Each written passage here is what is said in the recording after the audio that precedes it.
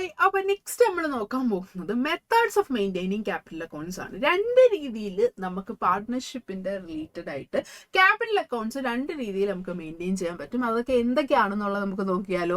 രണ്ട് രീതി എന്ന് പറഞ്ഞാൽ ഏതൊക്കെയാണ്? ഫിക്സഡ് ക്യാപിറ്റൽ മെത്തേഡും ഉണ്ട്, ഫ്ലക്ച്വേറ്റിംഗ് ക്യാപിറ്റൽ മെത്തേഡും ഉണ്ട്. അപ്പോൾ ഏറ്റവും ഇമ്പോർട്ടൻ്റ് ആയിട്ട് നിങ്ങൾ ഇതിൽ അറിഞ്ഞിരിക്കേണ്ട സംഭവം എന്ന് പറഞ്ഞാൽ എത്ര അക്കൗണ്ടുകളാണ് ഈ പറയുന്ന രണ്ട് മെത്തേഡിൽ നമ്മൾ പ്രിപ്പയർ ചെയ്യുന്നതെന്നുള്ളതാണ്.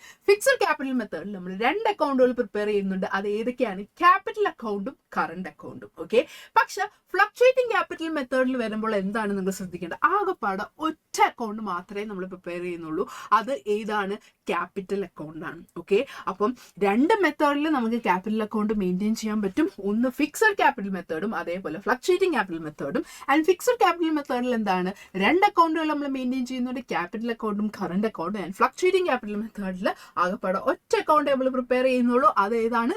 Capital account. ഓക്കെ. അപ്പം ഇതെന്താണ്, അല്ലെങ്കിൽ ഇതിൽ എന്തൊക്കെ കാര്യങ്ങളാണ് വരുന്നത് എന്നുള്ളതിൽ ഏറ്റവും കൂടുതൽ ചോദിച്ചിട്ടുള്ളത് ഇത് തമ്മിലുള്ള ഡിഫറൻസ് ആണ്. Fixed capital method, fluctuating capital മെത്തേഡും അതിന്റെ ഡിഫറൻസ് എന്തായാലും ആ ഒരു ക്വസ്റ്റ്യൻ ഇല്ലാത്തൊരു ക്വസ്റ്റ്യൻ പേപ്പർ നിങ്ങൾക്ക് കാണത്തില്ല. ഓക്കെ.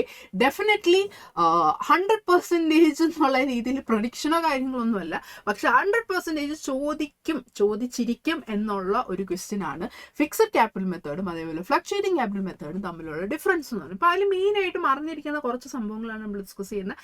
എന്തൊക്കെയാണ് വരുന്നത്? നമ്പർ ഓഫ് അക്കൗണ്ട്സ് ആണ്. അത് നമ്മൾ ഓൾറെഡി ഡിസ്കസ് ചെയ്ത് എന്താണ്? ഫിക്സഡ് ക്യാപിറ്റലിൽ രണ്ട് അക്കൗണ്ട് വരുന്നുണ്ട്, capital, current. And fluctuating capital മെത്തേഡിൽ അപ്പോൾ ഒറ്റ അക്കൗണ്ട് മാത്രമേ നമ്മൾ പ്രിപ്പയർ ചെയ്യുന്നുള്ളൂ അല്ലേ. അപ്പം ഫിക്സഡ് ക്യാപിറ്റൽ മെത്തേഡിൽ രണ്ട് അക്കൗണ്ടുകൾ പ്രിപ്പയർ ചെയ്യുന്നുള്ളൂ. അപ്പോൾ ആ രണ്ട് അക്കൗണ്ടിൽ എന്തൊക്കെ ഐറ്റംസ് ആണ് വരുന്നത്? ക്യാപിറ്റൽ അക്കൗണ്ടിൽ വേറെ ഒരു കാര്യങ്ങളും വരത്തില്ല.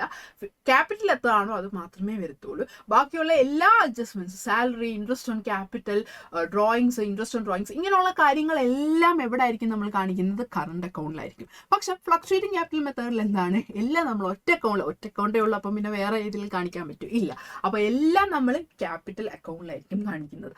അതുകൊണ്ട് തന്നെ എല്ലാം അതിൽ കാണിക്കുന്നതുകൊണ്ട് തന്നെ എന്താണ് വരുന്നത്?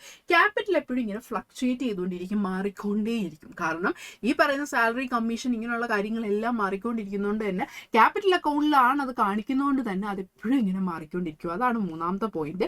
ക്യാപിറ്റൽ എപ്പോഴും ഫ്ലക്ച്വേറ്റ് ചെയ്തുകൊണ്ടിരിക്കും. പക്ഷെ ഫിക്സഡ് ക്യാപിറ്റൽ മെത്തേഡിൽ എന്താണ്? ആ പേര് സൂചിപ്പിക്കുന്ന പോലെ ക്യാപിറ്റൽ എപ്പോഴും ഫിക്സഡ് ആയിട്ടായിരിക്കും ഇരിക്കുന്നത്.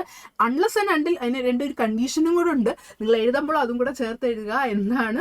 Unless and until additional capital introduce ചെയ്യുകയോ അല്ലെങ്കിൽ പെർമനന്റ് വിഡ്രോവൽ ഓഫ് ക്യാപിറ്റൽ നടത്തുകയോ ചെയ്യുവാണെന്നുണ്ടെങ്കിൽ മാത്രമേ എന്താണ് വരുന്നത്?